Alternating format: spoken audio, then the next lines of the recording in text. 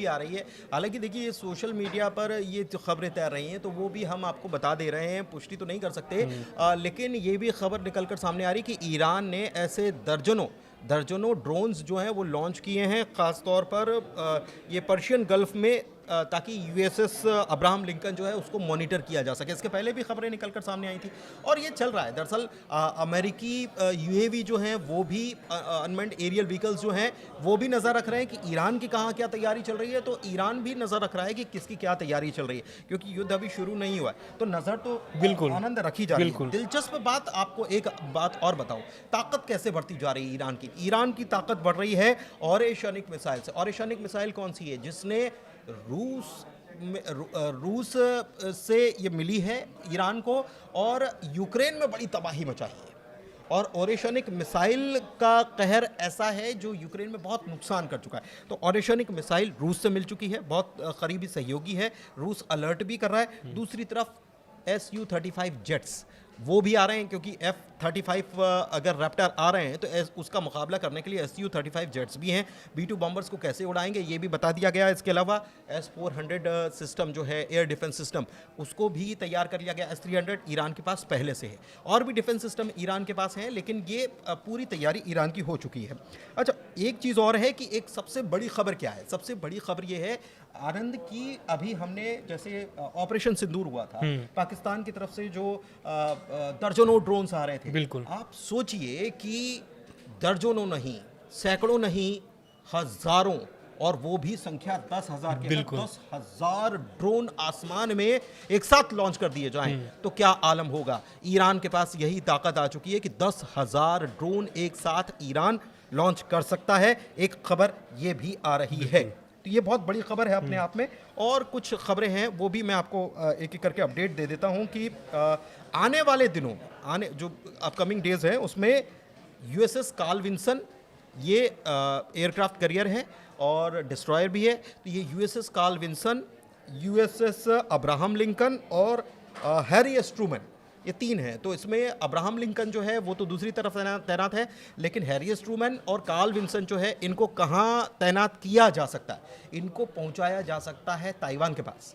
क्यों डेरा डाल सकते हैं? क्योंकि चाइना जो है, ऐसी खबरें हैं कि चाइना भी बिल्कुल ईरान के समर्थन में आएगा, और वहां से वो भी उसका चीन का फुजियान एयरक्राफ्ट कैरियर है और वो उसको लेकर आ सकता है। तो अगर वो वहां पर वो तैनात होता है तो उसको रोकने के लिए यहां पर ये तैनाती होगी, यानी कि पूरी रणनीति तैयार हो चुकी है। देखिए, इस पर ईरान के बयान भी आ गया है। जिस तरीके से ट्रंप ने अभी बयान दिया कि हम ईरान से बातचीत जारी रख रहे हैं और आगे भी आशा करते हैं कि बातचीत जारी रहेगी, इस पर अब ईरान की प्रतिक्रिया आई है। क्योंकि जिस तरीके से अमेरिकी जो रक्षा मंत्री हैं उनका बयान आता है और इस बयान में वो साफ बोलते हैं कि बस एक आदेश की देरी है और हमला हो सकता है ईरान पर। तो ईरान पर भी एक ईरान के जो प्रवक्ता हैं, ईरान के प्रवक्ता ने उन्होंने साफ तौर पर प्रतिक्रिया दी है और पलटवार भी किया है कि ईरान जो है कि इस बार डरने वाला नहीं है। आपकी B-2 बॉम्बर्स हो या फिर जैसे भी आप हमला करने की तैयारी कर रहे हैं, मेरे पास भी खुफिया जानकारी है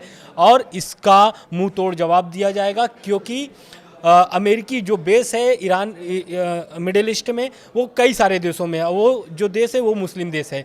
तो ईरान का स्पष्ट कहना है कि बहुत सारे इजराइल के साथ साथ मुस्लिम देशों पर भी हमला किया जा सकता है, क्योंकि मुस्लिम देशों में सऊदी अरब, UAE, कतर, इन सब जगहों पर अमेरिका का एयरबेस है। हालांकि कतर में एयरबेस को खाली कर दिया गया था, ऐसी खबरें सामने निकल के आ रही थी।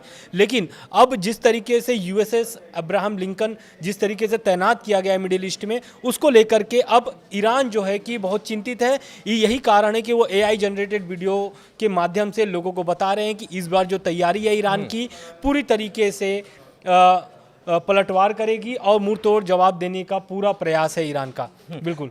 एक चीज़ और है, और सबसे बड़ी खबर इस वक्त मैं आपको बता रहा हूँ, और खबर क्या है कि ईरानी मीडिया ये क्लेम कर रही है कि ICBM यानी कि इंटर कॉन्टिनेंटल बैलिस्टिक मिसाइल जो है उसका इस्तेमाल हो सकता है। कैसे हो सकता है?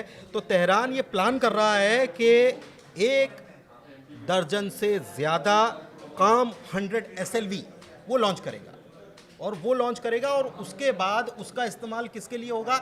ICBM यानी इंटरकॉन्टिनेंटल बैलिस्टिक मिसाइल को दागने के लिए किया जाएगा। और ये कहां दागी जा सकती हैं?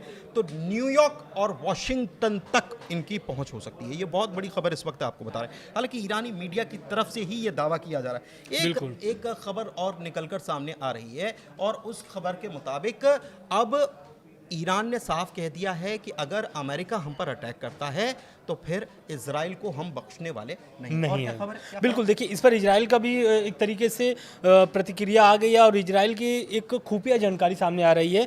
खुफिया जानकारी ये है कि इजराइल के जो प्रधानमंत्री हैं बेंजामिन नेतन्याहू, उन्होंने एक खुफिया मीटिंग की है और ये मीटिंग जो है कि वो उनके सेना के साथ हुई है। और ये मीटिंग एक ईरान के लिए अहम इसलिए भी हो जाता है क्योंकि ईरान जो है, अगर ईरान पर अमेरिका हमला करता है तो ईरान इजराइल के साथ साथ एयरबेस को तबाह करने की बात उन्होंने कह दी है। तो इसमें क्या है कि अब इजराइल जो है कि पूरी तरीके से तैयारी मोड में है और यही कारण है कि प्रधानमंत्री वहाँ के जो है बेंजामिन नेतन्याहू, इन्होंने यरूशलेम में एक शीर्ष सैन्य और सुरक्षा अधिकारियों के साथ गोपनीय बैठक की है। इस बैठक में क्या क्या हुआ है अभी स्पष्ट नहीं हुआ है, लेकिन हाँ, ये पूरे युद्ध को लेकर के या फिर ईरान और अमेरिका और इजराइल के बीच जो तनाव बढ़े हैं उसी को लेकर के ये गोपनीय बैठक हुई है। मिडिल ईस्ट के देश क्या कह रहे हैं इसमें कि हम अपनी जमीन का इस्तेमाल नहीं करने देंगे? बिल्कुल, मिडिल ईस्ट के जो देश हैं, सऊदी अरब है, तुर्की, कतर, ओमान, ये सभी ने अमेरिका को साफ साफ मना कर दिया कि आपकी जो एयरबेस है यहाँ से आप हवाई हमले या फिर आप समुद्री जो उनके तट इलाके हैं वो सारे यूज नहीं कर सकते हैं, क्योंकि मिडिल ईस्ट के ये जो सारे देश हैं ये लोग शांति चाहते हैं, ना कि युद्ध। एक बड़ी खबर आ रही है और ये बड़ी खबर जो है वो एक प्रकार से आने वाले दिनों में कैसे युद्ध की स्थिति बन सकती है और इसको लेकर रशिया क्या सोच रहा है, इसको लेकर समझिएगा इस खबर को कि रशिया ने कहा है कि ईरान में उसका जो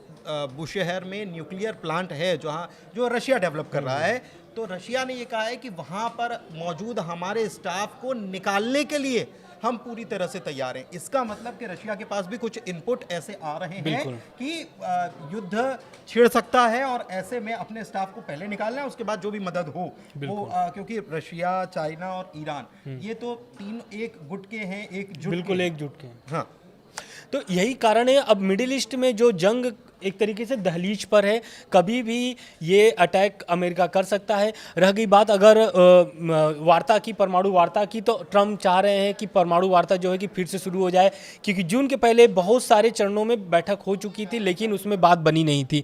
इस बार जो है कि ट्रम्प जो है कि पूरी तैयारी में आए हुए हैं और चाहते हैं कि ईरान से डील हो जाए। डील में क्या कह चाहते हैं? डील में पहले ये चाहते हैं कि ईरान जो है कि परमाणु बम न बनाए। दूसरा है कि जो JCPOA 2015 में जो एक तरीके से JCPOA के तहत हस्ताक्षर हुए थे, बहुत सारे प्रतिबंध ईरान से हट गए थे, वो सारे प्रतिबंध हटने की बात कह रहे हैं ट्रम्प। लेकिन इसमें आप बैलिस्टिक मिसाइलें नहीं बना सकते हैं, आप इसमें जिस तरीके से अपने प्रॉक्सियों को सपोर्ट कर रहे हैं मिडिल ईस्ट में, चाहे वो हमास हो, हिजबुल्लाह हो, हुती हो, इन सभी प्रॉक्सियों को आप सपोर्ट करना बंद करिए। ये सारे वार्ता में, ये पूरा बात परमाणु वार्ता में ये सारी चीज़ों को डील चाहते हैं वो ट्रम्प। और ये इस डील के बाद क्या होगा? इस डील के बाद अगर डील होती है तो डील के बाद ईरान की जो करेंसी है, जिस तरीके से अभी जो ईरान की करेंसी है वो एक डॉलर प्रति 15 लाख हो गया है, 15 लाख रियाल हो गया है। तो ये कहीं ना कहीं अपने आप में बहुत आर्थिक संकट है ईरान में, और ईरान अब चाहता है कि बातचीत हो, ना कि युद्ध। लेकिन तैयारी ईरान की भी पूरी है। अच्छा, अब्राहम लिंकन के बारे में एक खबर आ रही है, हालांकि पुष्ट नहीं है, लेकिन अब्राहम लिंकन जो है वो अब थोड़ा सा खिसकने लग गया है, वो अरेबियन सी की तरफ वापस आ रहा है। इसीलिए आ रहा है क्योंकि ये ईरानी मिसाइलों की जद से थोड़ा सा बाहर हो, बिल्कुल ठीक है, क्योंकि जिस तरीके से चीज़ें हो रही हैं वो चीज़ें बढ़ती हुई नज़र आ रही हैं। तो ये एक खबर निकल कर सामने आ रही है कि थोड़े से कदम पीछे खींचे गए। लगातार अपडेट आप तक पहुंचाते रहेंगे। फिलहाल इस वीडियो में इतना ही। वीडियो थोड़ा सा लंबा ज़रूर हुआ, लेकिन हर पल अपडेट जो है वो आप तक पहुंचा रहे थे। कैसा लगा वीडियो ज़रूर बताइएगा। ग्लोबल अड्डा को प्यार देते रहिए। फिलहाल हम दोनों को दीजिए इजाज़त। बहुत शुक्रिया।